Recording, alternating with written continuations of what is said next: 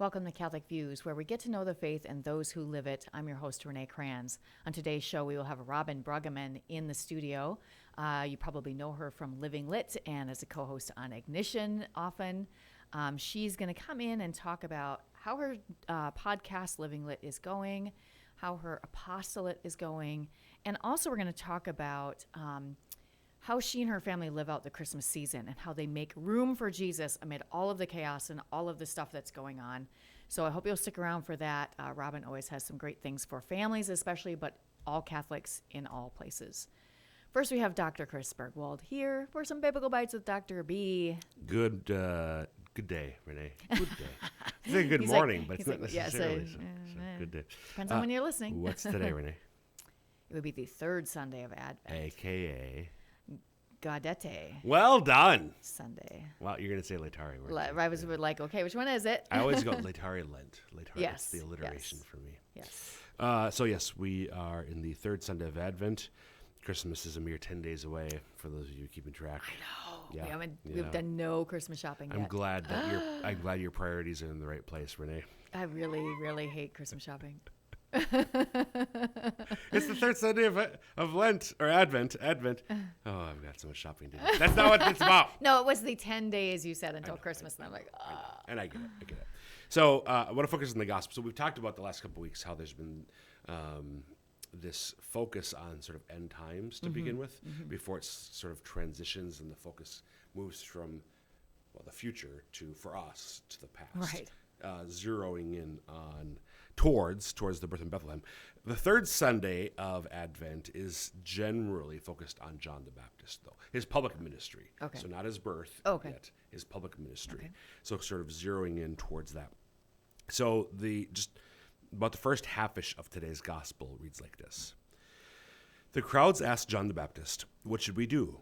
He said to them in reply, "Whoever has 2 cloaks should share with the person who has none, and whoever has food should do likewise."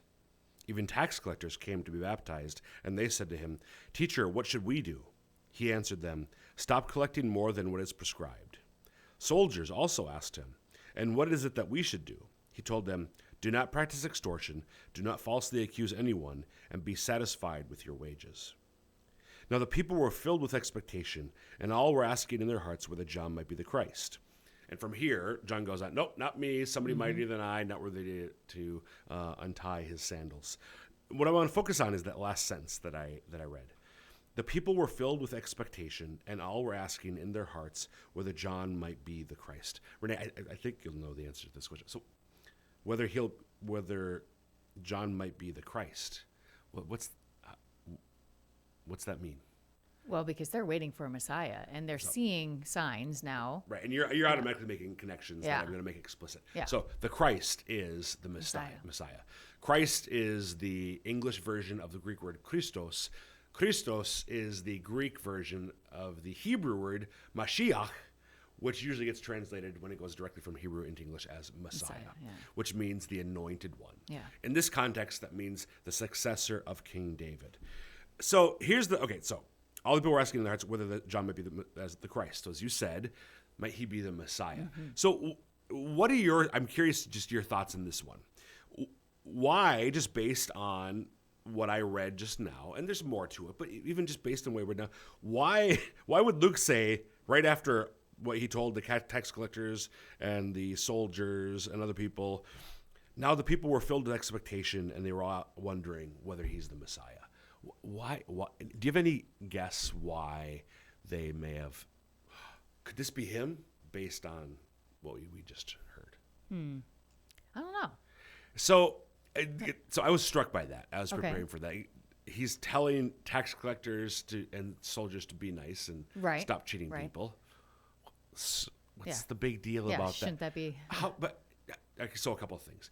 First of all, he's calling those who are committing injustices to stop it. And that's very much part of the prophetic tradition of the Old Testament.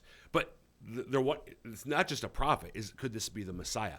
I think, and there may be more to it than this, but I think what I want to focus on is the boldness with which he's doing it. Sure. So he's unafraid. He's, as the saying goes, he's speaking truth to power. And he's doing so He's speaking the truth boldly, and regardless. And what he's saying to them is calling them to correct their injustices. Right. So they're wondering, could this be the Messiah? Of course, he is going to, as I just said, go on to say, no, Right. I'm not at all. There's one who is far mightier than I'm. So as much as people are expecting him, it's going to be somebody else. Right. Thanks, Dr. B. You bet.